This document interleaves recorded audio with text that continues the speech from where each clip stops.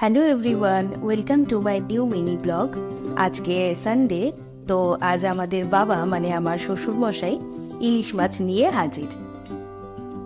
ইলিশ মাছ এইভাবে বানানোর রেসিপিটা আমার শ্বশুরবাড়ি থেকেই শেখা।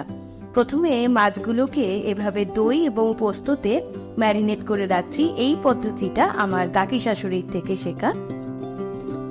খুব সামান্য ফ্যাটানো দই, তার সাথে পোস্ত এবং নুন হলুদ দিয়ে মাছটিকে ভালো করে ম্যারিনেট করে আধা ঘন্টা রাখতে হবে। তারপর কড়াইতে সর্ষের তেল দিয়ে তেল গরম হয়ে এলে ফোড়ন দিতে হবে কালো জিরে এবং কাঁচা লঙ্কা। পেঁয়াজ টমেটোটা আমি কাকি শাশুড়ি থেকে শিখিনি, এটা আমার নিজের কেরামতি। এবারে দিয়ে দিতে হবে মাছগুলো। আমি জানি না এভাবে পেঁয়াজ টমেটো দিলে কিরকম হবে রান্নাটা, যাই হোক আমি আজকে একটু এক্সপেরিমেন্ট করছি। এরপরে দিয়ে দিতে হবে ছেঁকে রাখা সর্ষে বাটা। আমি সর্ষেটা সবসময় রান্না করার সময় একটু ছেঁকে নিই।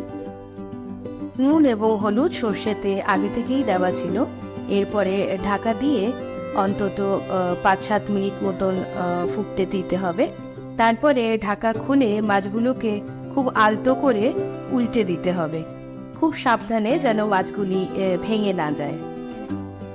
এইভাবে রান্নার পদ্ধতিটি কিন্তু আমার বাবা মানে আমার শ্বশুরমশাই থেকে শেখা। উনি কিন্তু ভীষণ ভালো ইলিশ মাছ রান্না করে।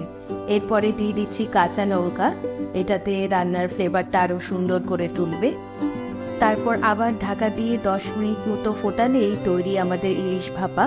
নামানোর আগে কাঁচা সর্ষের তেল দিয়ে নামালে গন্ধটা ভীষণ সুন্দর হয়। রান্নাটি আমার একেবারে তৈরি। এই বাড়িতে সবাই একটু বেশি ঝোল খায়, তাই একটু ঝোল ঝোল করা, না হলে এটা একটু গামাখা করলেও আরও দেখতে এবং খেতে বেশি ভালো হয়। আপনারা আমায় কমেন্টে জানাবেন রান্নাটি দেখতে কেমন লাগছে এবং বাড়িতেও অবশ্যই একবার ট্রাই করে দেখবেন এবং কেমন খেতে হয়েছে সেটা অবশ্যই জানাবেন। বাইরে আজকে বৃষ্টি পড়ছে, বেশ মেঘলা ওয়েদার। আমরা এবারে লাঞ্চ করি। আজকের ভিডিওটি এখানেই শেষ করছি। সবাই ভালো থাকবেন, দেখা হবে খুব শিগগিরই আরেকটা নতুন ভিডিওতে। ধন্যবাদ।